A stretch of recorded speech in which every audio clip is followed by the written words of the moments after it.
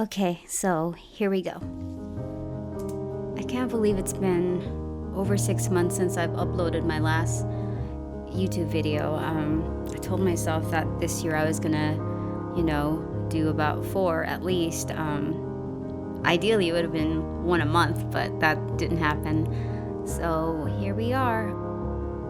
So I actually did this cover in November, I think, for the Lady Mechanika variant cover, because I will be doing the mini-series. I will be the artist for the upcoming mini-series. I'm penciling and inking it, and we're gonna get it digitally colored. So that being said, I have always wanted to work with Joe Benitez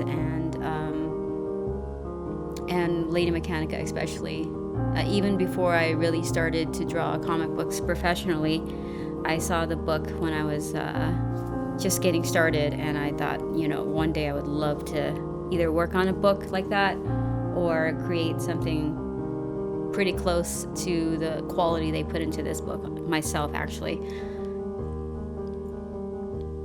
So I decided to use watercolors for this cover because I thought it'd be a nice little challenge, and I think it lends itself well because of how detailed the book is to watercolors. And at the time I kind of wanted to experiment with some of the new watercolors I had, and also I was working on my own prints and stuff, and they were all watercolor, and I felt pretty confident doing watercolors for this cover. So it was a bit of like wanting to do something fun, and also because I got used to doing watercolors and I thought it was neat. And I think I was starting to test out color India ink for some covers, but I wasn't very confident with that at the time, so I opted for this. And I think the colors are just more vibrant and easier to achieve, whereas with the India ink, it's kind of translucent, so it takes a few, if you don't want to make mistakes, that is, it takes a few coats just to get it to look as opaque as watercolors on this cold press watercolor paper. So I guess let's rewind a little bit. Like I mentioned, I'm a huge fan of Joe Benitez and Lady Mechanika, so this was like a huge honor to be able to work with him on this. And we started to do work on it about 3 years ago, give or take. I was in Hawaii still, so this is when I was making all of those videos at first, when I was living in our apartment in Hawaii.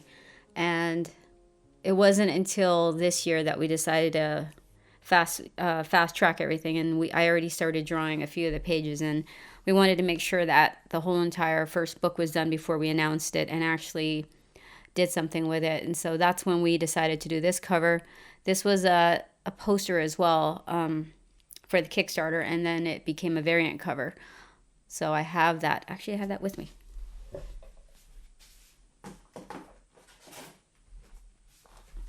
So this is the cover. Let's see, it's already been printed. Now, when I was working on that, this cover right in the video, the book wasn't printed yet, obviously. So you get a little poster inside here now. So this is pretty cool. Now that I'm looking through it, I can't believe I got to work on this project. So it's been amazing, and Marcia and Joe have been amazing to work with. He actually has been my mentor for the last few years now. He's so willing to help out and kind of open up, and just he's enthusiastic about it. And, I have quite a few mentors that I looked up to when I first started out, even when I was just a huge fan, that, to be able to work with them now and to call them my colleagues is just like the biggest honor. To some extent, I feel like that's kind of what kept me going for a long time, was maybe one day working with people I looked up to. And of course the question is going to be like, how did you get to that point where you started out, and the people you look up to or the artists that you want to become like either help you out or guide you through it? Because I know a lot of people, they hit up artists that they love and they want feedback, and a lot of times the artists are really busy or they get a lot of messages, And, you know, part of it is also they want to see that someone is really trying and they're really willing to listen to feedback. You know, and sometimes it's pretty harsh. I've gotten quite a few harsh critiques early on in my career, you know, like, but everybody's been very helpful. And also you have to be, I think it's also incumbent upon the artist to not take it personally and be willing to improve.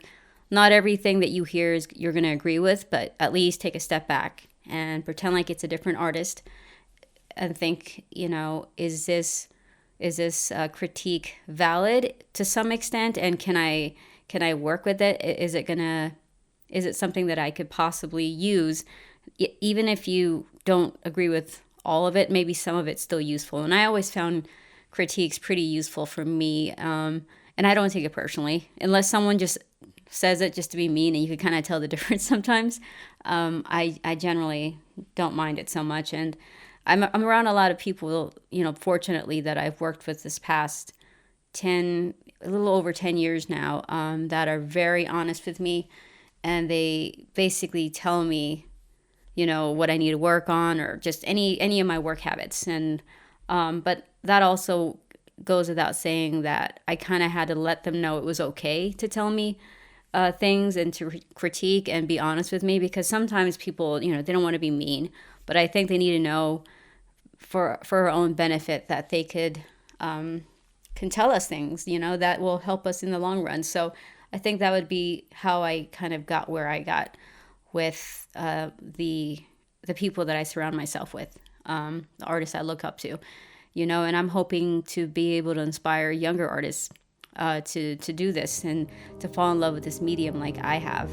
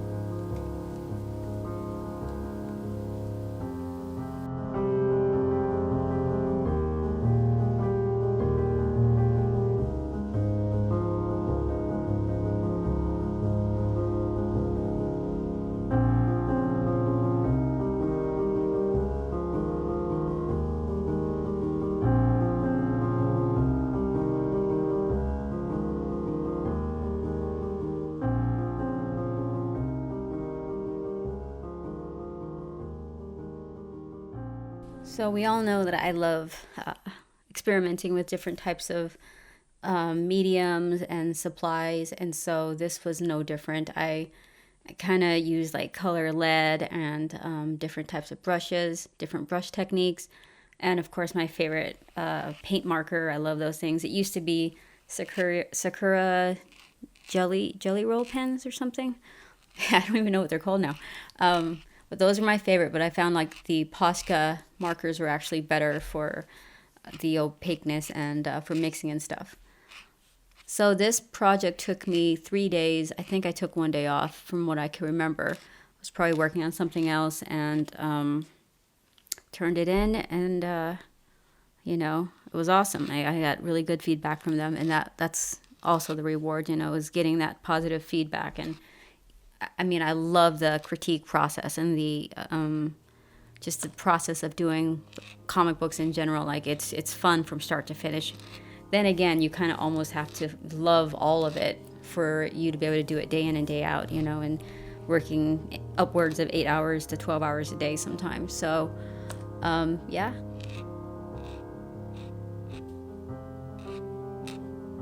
I think that's how I end up circling back to projects and getting things that I find important done. It's because in the back of my mind, I know that, you know, it's not always perfect, but just get it done, you know, get it out there, get it done, and do the best that you can with the time you have, with the skills that you have.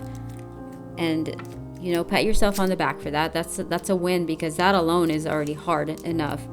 it doesn't have to be perfect, and sometimes perfect is what stops us and prevents us from going further, and sometimes allowing those mistakes is how you improve and how you move forward. As always, thanks for stopping by my channel, watching my videos, leaving comments, and just being so supportive. So hopefully I'll get more videos out this year, or I guess later this year, because we've got a lot of projects going on, and so I'm probably going to start recording more videos for my future crowdfunding campaign for my own comic book, Neo Wonderland. So stay tuned for more information on that, and as always, thanks for watching.